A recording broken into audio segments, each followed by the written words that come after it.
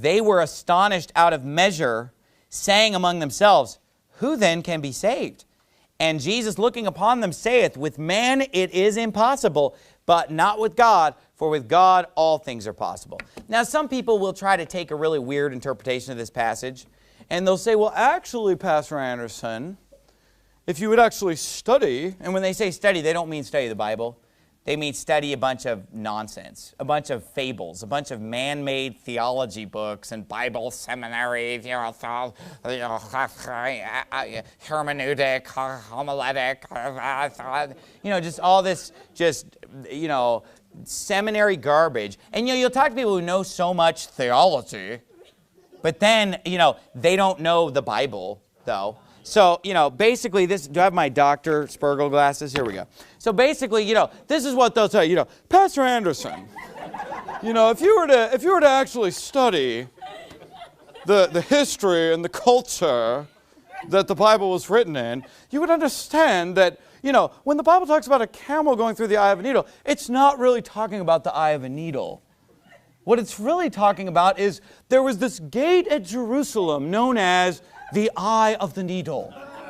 And it was a gate of Jerusalem that was a very low gate. In order to get the camel through the gate, you'd have to fully unload the camel.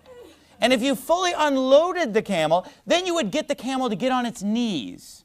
And the camel would have to crawl through the gate on its knees, totally unloaded.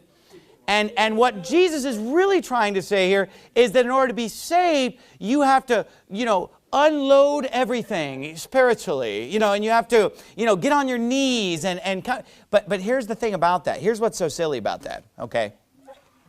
And by the way, I looked in this book, this Zondervan Bible Dictionary, and they had a picture of, this gate is the needle's eye. And it's this tiny little gate, and then right next to it, there's just this massive giant gate. So I'm thinking, here's an idea. Let's walk through the big gate. It reminded me of when you're in a warehouse and you'll have those big warehouse doors, and then you'll have those little man doors right next to it. That's what it looked like. It was like a little tiny man gate that was clearly for a human to walk through. And then there's a big giant gate for bigger loads to go through. And they're saying, what kind of a city says, thank you for coming to our city. We're so glad you're here to do business. Let's unload your camel. Let's shove your camel through a tiny opening on its knees, and then we'll reload it on the other side. These people have to be insane. They're nuts. Oh, but Pastor Anderson, you're just making fun of it, Pastor Anderson, just because you just don't understand it. You just don't get it. That the eye of a needle is not really the eye of a needle. But here's the thing. Is it possible for a camel to go through that eye of a needle gate that they're talking about, that fake gate? Yeah, it just has to get on its knees and be shoved through on its knees with no load on the back. Hopefully it doesn't have a big hump on the back that's going to, get stuck on the way in. But Jesus said it's impossible. See, Jesus said it's easier for a camel to go through the eye of a needle. And what was their response to him? Oh, I get it. We have to unload the camel. No, their response was, it's impossible. Look down at your Bible.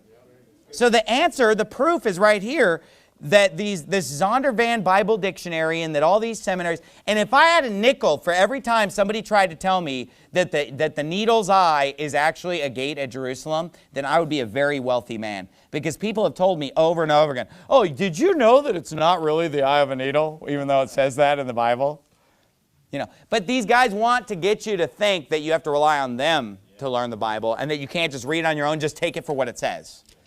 But if you look at the story, it says in verse 26, they were astonished out of measure. Why would they be astonished out of measure if he's just talking about a camel going through a small gate where it had to be unloaded? Why would that just shock and astonish them? Why would they say, who then can be saved? Now look, if you say a camel going through an eye of a needle, that's pretty shocking and astonishing. And then he says, with men, it is impossible. It's impossible for a rich man to be saved. That's what he meant when he said the camel through the eye of a needle. But he says, with God, all things are possible.